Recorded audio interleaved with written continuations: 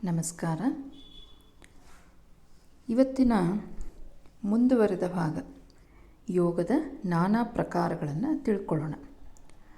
ಹಾಗಾದರೆ ಈಗ ನಾನಾ ತರಹದ ಯೋಗದ ಜಾಹೀರಾತುಗಳನ್ನು ನೋಡಿದ್ರೆ ಯಾವುದು ಕಲಿಯೋದು, ಯಾವುದು ತನಗೆ ಸೂಕ್ತ, ಯಾವುದು ನಿಜವಾದ ಯೋಗ ಅಂತ ಗೊಂದಲದಲ್ಲಿ ಈಡಾಗುವುದು ಸಹಜ. ಅದಕ್ಕೋಸ್ಕರ ಸ್ವಾಮಿ ವಿವೇಕಾನಂದರ ಈ ವಿಭಜನೆ ತಿಳಿದರೆ ಇನ್ನೂ ಸರಳವಾಗಿ ಯೋಗದ ಬಗ್ಗೆ ತಿಳಿದುಕೊಳ್ಳಬಹುದು. ಅವರ ಪ್ರಕಾರ ಕರ್ಮಯೋಗ, ಭಕ್ತಿಯೋಗ, ಜ್ಞಾನಯೋಗ ಹಾಗೂ ಹಠಯೋಗ ಅಥವಾ ರಾಜಯೋಗ ಇವು 4 ಮುಖ್ಯ ವಿಧಗಳು. ಯಾವುದೇ ತರಹದ ಯೋಗವು ಮೇಲಿರುವ 4 ವಿಧಗಳಲ್ಲಿಯೇ ಅಡಕಗೊಳ್ಳುತ್ತವೆ. ತನ್ನ ದೇಹ ಮನಸ್ಸಿಗೆ ಯಾವುದು ಸೂಕ್ತವಾಗಿದೆಯೋ ಅದನ್ನು ಅವರು ಆಯ್ದುಕೊಳ್ಳಬಹುದು. ಈ 4 ಪಥಗಳು ಅಥವಾ ದಾರಿಯ ಅಂತ್ಯದ ಉದ್ದೇಶ ಒಂದೇ. ಆದ್ದರಿಂದ ಯಾವುದೇ ಗೊಂದಲಕ್ಕೀಡಾಗದೆ ಯಾವ ಮಾರ್ಗವನ್ನಾದರೂ ತನ್ನ ಪ್ರಕೃತಿ, ವಯೋಮಾನ ಇತ್ಯಾದಿ ಗಮನಿಸಿ ಆ ದಾರಿಯಲ್ಲಿ ಸಾಗಲು ಮುನ್ನುಗ್ಗಬೇಕು. ಮೊದಲನೆಯದಾಗಿ ಕರ್ಮಯೋಗವೆಂದರೆ ಯಾವುದೇ ಫಲದ ಅಪೇಕ್ಷೆ ಇಲ್ಲದೆ ಕರ್ಮವನ್ನು ಮಾಡುವುದು.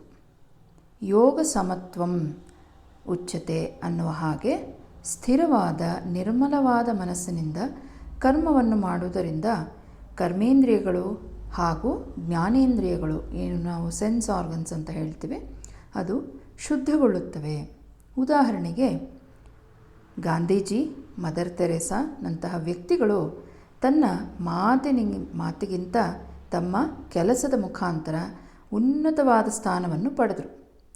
ನಿಷ್ಕಲ್ಮಶವಾದ ಯಾವುದೇ ಆಸೆ ಇಲ್ಲದೆ ಕೇವಲ ಕರ್ಮದ ಬಗೆಗೆ ಸದಾ ಚಿಂತಿಸುತ್ತಾ ಮಗ್ನರಾಗಿದ್ದು ಅಂತ್ಯದಲ್ಲಿ ಅದರಲ್ಲಿಯೇ ಆನಂದವನ್ನು ಪಡೆಯುತ್ತಿದ್ದ ವ್ಯಕ್ತಿಗಳು. ಒಂದೊಂದೇ ಸಣ್ಣ ಸಣ್ಣ ವಿಷಯಗಳನ್ನು ಅರಿತು ತನ್ನ ಜೀವನದಲ್ಲಿ ಅಳವಡಿಸಿಕೊಂಡರೆ ನೆಮ್ಮದಿ ಕಟ್ಟಿಟ್ಟ ಬುತ್ತಿ. ಈಗಿನ ಜೀವನ ಶೈಲಿಯಲ್ಲಿ ಈ ವಿಷಯ ಒಂದು ಸವಾಲೇ ಸರಿ.